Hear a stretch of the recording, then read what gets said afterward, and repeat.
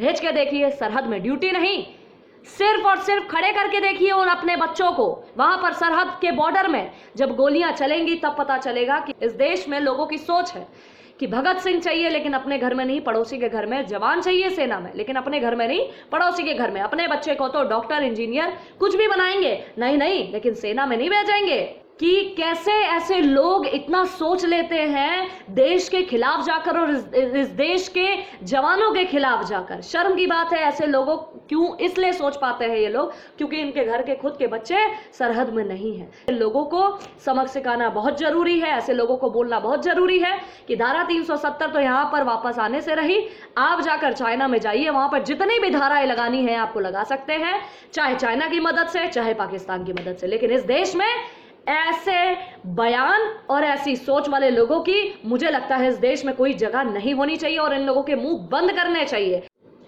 जय श्री राम। मैं आयुष सिंह बेस्ट आज आप सबके सामने फारूक अब्दुल्ला के कुछ बयानों के बारे में बात करने आई हूं कि कैसे उन्होंने कहा कि धारा 370 चाइना की मदद से वापस ला सकते हैं और कैसे उन्होंने कहा कि धारा 370 और 35 से जिन्हें हटाया वो देश के गद्दार लोग हैं। तो बोलना चाहती हूँ, पहले तो धन्यवाद करती हूँ यूथ मीडिया टीवी का जो मुझे फिर से एक मौका दिया कि मैं अपनी सोच रख सकूं और कैसे उनने जो स्टेटमेंट्स दी हैं उनको गलत ठहरा सकूं। और जनता से बोलना चाहती हूँ ये मौका है कि हमें बोलना चाहिए और बताना चाहिए फारूक अब्दुल्ला को कि जिस चाइना की मदद से आप धारा 370 लाने की वापस बात कर रहे हो वो चाइना, उसकी इतनी औकात नहीं है कि वो भारत के अंदर जो उसकी टिकटॉक जैसी ऐप बैन हुई है उसको रिस्टोर करवा सके। उस चाइना की मदद से फारूक अब्दुल्ला जैसे लोग धारा 370 वापस लाने की बात करते हैं। और इन्हें कहा कि 35 है और धारा 370 जिन्हें हटाई है वो इस देश के गद्दार लोग हैं। तो बोलना चाहती हूँ, जनता से बोलना चाहती हूँ कि पूछिए इनसे कि साबित करिए कि जिनकी वजह से लगी थी वो इस देश के ईमानदार लोग हैं। आप कहते हो कि देश का प्रधानमंत्री नरेंद्र दामोदर दास मोदी जी मौत के सौदागर हैं। बोलना चाहती हूँ, कुछ लोगों के स्टेटमेंट्स थे ना, तो बोलना चाहती हूँ आप जैसे लोग कहते हो ना कि इस देश का प्रधानमंत्री मौत का सौदागर है। मौत का सौदागर इस देश का प्रधानमंत्री नहीं, मौत का सौदागर आप जैसे लोग हैं, आप जैसे लोगों की सोच है। जिस जवान, जिस सेना की वजह से आज हम और हमारा देश सुरक्षित है और सुरक्षित रहता है, उन जवानों के लिए अगर 370 हटाई जा रही है तो इनको उसमें गलत लग रहा है। मैं बोलना चाहती हूँ आप जैसे लोग अपने घर के खुद के बच्चे भेज के देखिए, सरहद में ड्यूटी नहीं, सिर्फ और सिर्फ खड़े करके देखिए और अपने बच्चों को वहां पर सरहद के बॉर्डर में जब गोलियां चलेंगी तब पता चलेगा कि आपके बच्चे खुद आपको बताएंगे कि कितना सही था कितना गलत था। और आपको खुद पता चल जाएगा कि इस धारा को हटाना कितना सही था और कितना गलत था। आप जैसे लोग आज इसलिए बोल पाते हो ना क्योंकि आप जैसे लोगों की सोच है, इस देश में लोगों की सोच है कि भगत सिंह चाहिए लेकिन अपने घर में नहीं, पड़ोसी के घर में, जवान चाहिए सेना में लेकिन अपने घर में नहीं, पड़ोसी के घर में। अपने बच्चे को तो डॉक्टर, इंजीनियर कुछ भी बनाएंगे, नहीं लेकिन सेना में नहीं भेजेंगे।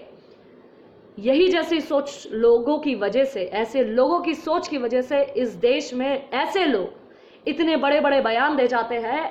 भाइयों और बहनों, ऐसे लोगों को कभी मत सोचिएगा कि ऐसे लोगों को एक पोजीशन दीजिए आप, क्योंकि ये लोग हमारे लिए, हमारे देश के लिए बिल्कुल खतरा है। उस चाइना की मदद से आप 370 हटाएंगे जो भारत के टुकड़ों पर पल रहा है, जो हमारी दी गई जमीन को हड़प रहा था। अब वही जमीन हम जब डिफेंड कर रहे हैं, हमारे देश के सेना सामने खड़ी है तो उसकी इतनी औकात नहीं है कि उस जमीन के लिए लड़ सके। उस चाइना की मदद से ये धारा 370 वापस लाएंगे। शर्म की बात है कि कैसे ऐसे लोग इतना सोच लेते हैं देश के खिलाफ जाकर और इस देश के जवानों के खिलाफ जाकर। शर्म की बात है। ऐसे लोगों क्यों इसलिए सोच पाते हैं ये लोग क्योंकि इनके घर के खुद के बच्चे सरहद में नहीं हैं। सिर्फ यही वजह है। इसलिए बोलना चाहती हूँ ऐसे लोगों को सबक सिखाना बहुत जरूरी है, ऐसे लोगों को बोलना बहुत जरूरी है कि धारा 370 तो यहाँ पर वापस आने से रही, आप जाकर चाइना में जाइए, वहां पर जितनी भी धाराएं लगानी है आपको लगा सकते हैं, चाहे चाइना की मदद से चाहे पाकिस्तान की मदद से। लेकिन इस देश में ऐसे बयान और ऐसी सोच वाले लोगों की मुझे लगता है इस देश में कोई जगह नहीं होनी चाहिए और इन लोगों के मुंह बंद करने चाहिए। देश में आजादी है, आप बोल सकते हो, लेकिन अपना मुंह गटर के तरह इतना खोल सकते हो, ये आजादी इस देश में ना हमारा कानून देता है और ना इस देश की जनता देती है। बोलिए जय श्री राम, जय हिंद, जय भारत।